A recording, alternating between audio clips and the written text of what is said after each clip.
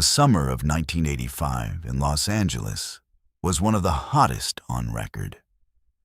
Temperatures soared well into the triple digits, baking the asphalt of the freeways and trapping the smog against the San Gabriel Mountains.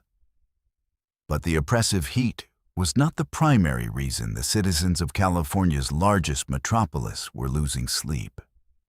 A different kind of atmosphere had settled over the sprawling city. A heavy blanket of dread that permeated everything from the affluent hillside mansions to the quiet suburban bungalows. Windows that were usually left open to catch a night breeze were now nailed shut. Sliding glass doors were reinforced with metal bars. Gun sales skyrocketed, and the sound of a creaking floorboard in the middle of the night was enough to induce panic. The City of Angels had become the hunting ground for a predator who defied all established criminal profiles. In the history of criminology, serial offenders typically operate within a comfort zone. They usually select a specific demographic of victim, utilize a consistent method of operation, and strike within a predictable geographic radius. This offender did none of those things.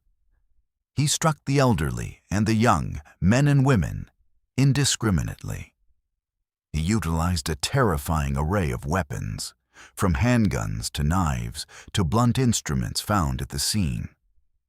He traveled from the northern valleys to the southern coast, leaving a trail of devastation that seemed impossible to predict.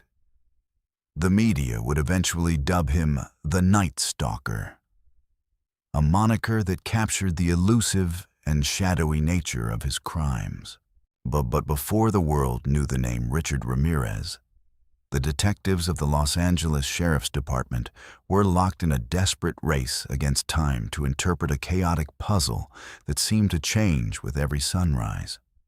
To understand the magnitude of this investigation, one must look at the sheer scale of the challenge facing law enforcement.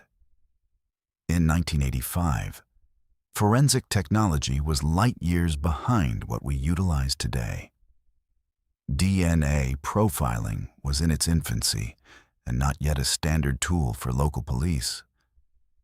There were no digitized databases that could instantly link a crime scene in one county to a suspect in another.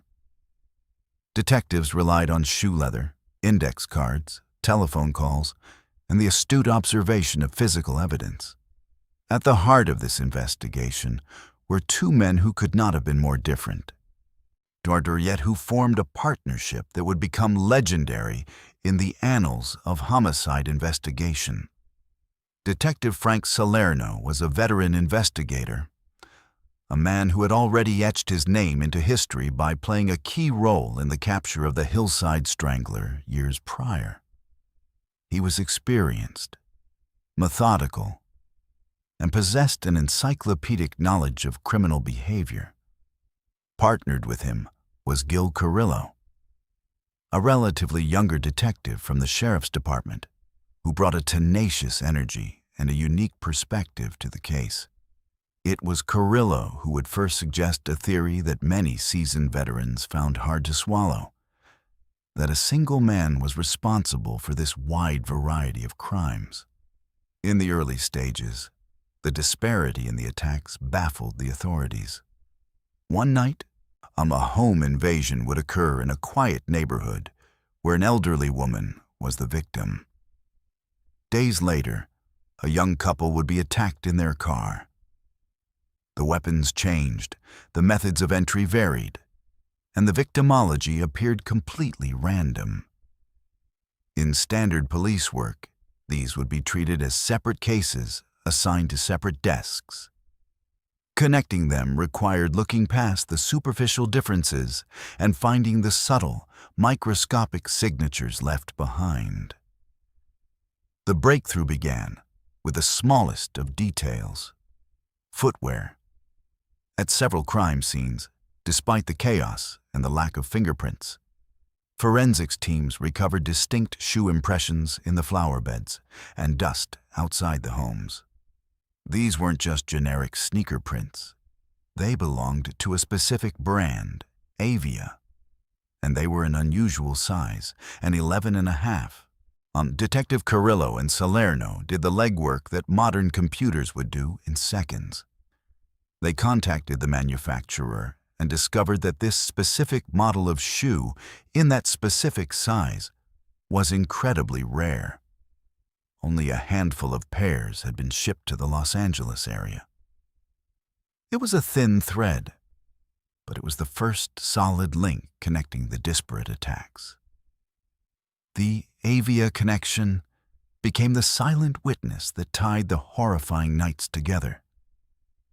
As the investigation deepened, another chilling pattern emerged, one that moved the case from the realm of standard homicide into something far darker.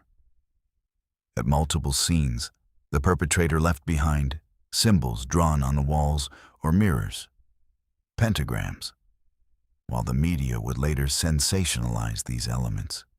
For the detectives, they were vital behavioral clues. They indicated a psychological profile of an individual who was not just motivated by theft or violence, but who was operating under a delusional system of belief. This wasn't just about the act of killing. It was a ritualistic performance for the offender. This insight helped investigators narrow their psychological profile, understanding they were looking for a disorganized offender, likely a drifter, who felt disenfranchised from society and had turned to dark iconography to empower himself. The forensic team worked tirelessly, dusting every surface of every home for latent prints. In the mid-'80s, the process of lifting fingerprints was an art form. It required patience and precision.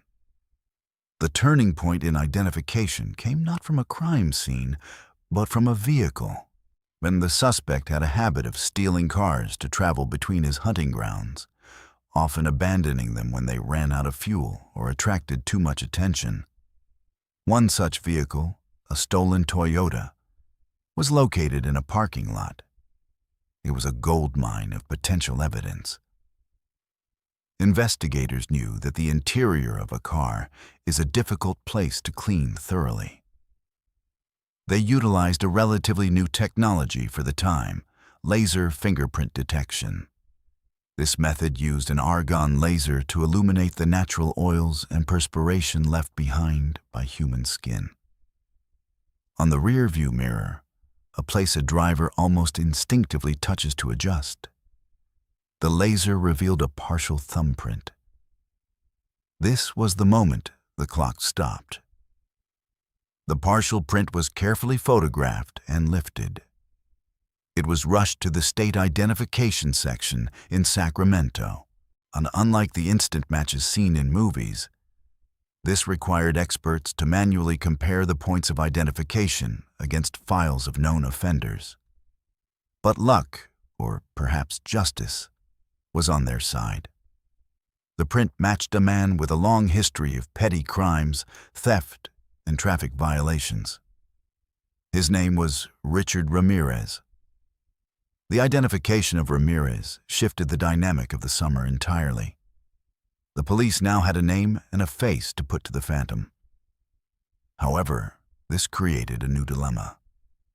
If they released his image to the public, he might flee, disappearing into the vastness of the country or across the border. If they kept it secret and tried to catch him quietly, he might kill again. The weight of that decision rested heavily on the shoulders of the sheriff and the mayor. On August 30th, 1985, the decision was made, and the risk to the public was too great to remain silent. In a press conference that was broadcast across the state, authorities released the mugshot of Richard Ramirez. It was a stark, black and white image of a gaunt young man with wild hair and intense, dark eyes. The image was plastered on the front page of every newspaper and flashed on every television news bulletin. The message was clear. Look at that face. If you see him, call the police. Do not approach. What happened next is one of the most remarkable conclusions to a manhunt in American history. It speaks to the resilience of the community and the shift in power from the predator to the people. On the morning of August 31st, Ramirez, unaware that his face was currently being stared at by millions of Californians, returned to Los Angeles from a trip to Arizona. He arrived at the bus terminal and walked into a convenience store. He saw his own face staring back at him from the front page of a newspaper on the rack. The realization must have been instantaneous. The hunter was now the hunted. Panic set in. Ramirez fled the store and began running through the streets of East Los Angeles. He attempted to carjack a woman, desperate to secure a vehicle to escape the closing net. But East Los Angeles was a tight-knit community, a neighborhood where people looked out for one another. Neighbors heard the commotion. They saw a man assaulting a woman in an attempt to take her keys. They did not know the intricacies of the forensic investigation. They did not know about the Avia shoes or the laser-lifted fingerprints. They simply saw a threat to their community. Two men rushed to intervene, chasing Ramirez away from the car. Ramirez ran, jumping fences, cutting through backyards, desperate to find a place to hide. But the alarm had been raised. More residents joined the pursuit. The man who had terrorized the city for months, who had operated in the shadows of the night, was now exposed in the harsh light of the midday sun, outnumbered by the very citizens he had sought to intimidate. He was eventually cornered near a bus stop. The crowd, fueled by the adrenaline of the chase and the protective instinct for their neighborhood, subdued him. By the time the police arrived, the Night Stalker had been captured, not by a SWAT team or a federal task force, but by the people of Los Angeles. The arrest brought an immediate, palpable sense of relief to the region. But the legal journey was only just beginning, and the trial of Richard Ramirez would become one of the longest and most expensive in California history. It was a proceeding that required immense patience and fortitude from the victims and their families. The courtroom became a theater of the macabre. But the prosecution, led by skilled attorneys, remained focused on the facts. They had to weave a mountain of evidence into a coherent narrative. They presented the ballistics, matching bullets found at crime scenes to weapons linked to the defendant. They presented the shoeprints, bringing in experts to testify to the rarity of the footwear. They presented the fingerprint evidence, the mathematical certainty of the whorls and ridges that placed Ramirez in the stolen cars. Perhaps most powerfully, they presented the testimony of the survivors. In a criminal trial, the courage required for a survivor to stand in an open court, just feet away from the person who attacked them, cannot be overstated. Their testimony provided the human context to the forensic facts.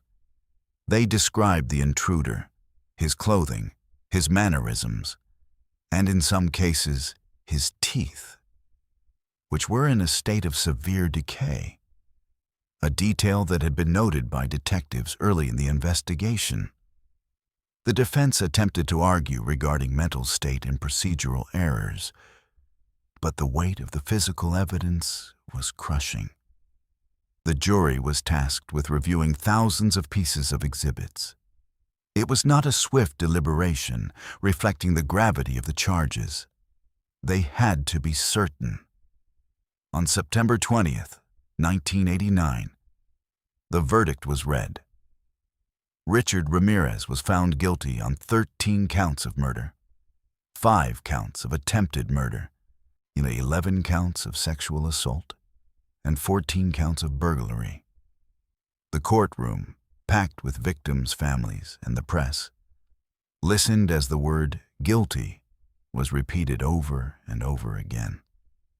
It was a comprehensive validation of the months of sleepless nights for the detectives and the lifetime of pain endured by the victims. The judge sentenced Ramirez to death, stating that his crimes exhibited cruelty, callousness, and viciousness beyond any human understanding. While Ramirez would eventually die of natural causes while on death row in 2013, the sentence effectively ended his reign of terror and ensured he would never walk free again. The legacy of the Night Stalker case extends far beyond the sensational headlines. It fundamentally changed the way Los Angeles lived. The era of leaving doors unlocked was officially over.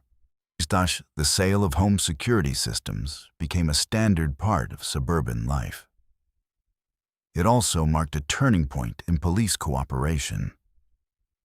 The difficulties faced by the Sheriff's Department and the LAPD in sharing information across jurisdictional lines led to significant reforms.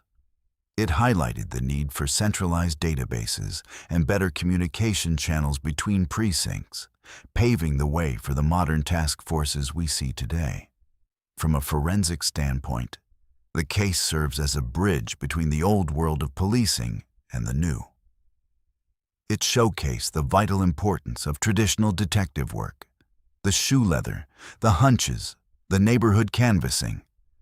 Combined with emerging technologies like laser fingerprinting, it proved that while technology is a powerful tool, it is the human element, the dedication of detectives like Carrillo and Salerno, that ultimately interprets the data and solves the puzzle. But above all, the story of this case is a testament to the resilience of the human spirit. It is remembered not just for the darkness of the perpetrator, but for the bravery of the survivors who lived to identify him, and the courage of the citizens of East Los Angeles who refused to let him escape. In the face of overwhelming fear, a community came together to reclaim their safety. When we look back at the summer of 1985, we are reminded that justice is not always swift, and it is rarely easy. It requires the meticulous gathering of facts, the unwavering pursuit of truth, and a society willing to stand up against those who seek to harm it.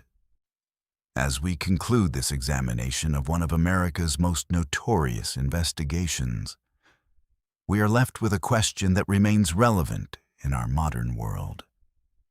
In an age where we often feel isolated from our neighbors, hidden behind our screens and security systems, would we have the same collective courage to protect our community if the need arose? The capture of the Night Stalker proved that while law enforcement is the shield, the community itself is the fortress.